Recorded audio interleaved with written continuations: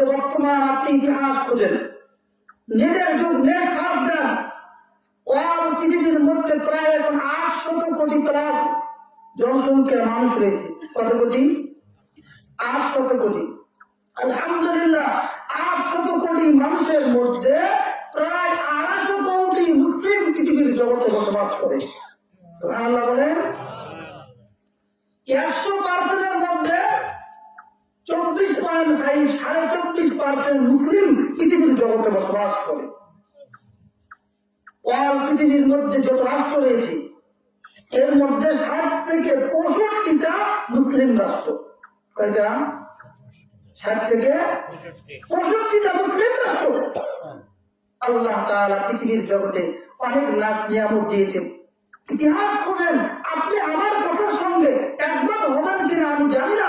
বর্তমান নেটের যুগ, নেটে সাবধান দেখবেন পৃথিবীর জগতে সবচাইতে দামি নিয়ামত গুলো আল্লাহ তাআলা মুসলমানের হাতে দিয়েছেন। সুবহানাল্লাহ বলে লক্ষ্য করেন, মোটেই নয়। তাহলে মুসলমান জনসংখ্যার দিকে পৃথিবীর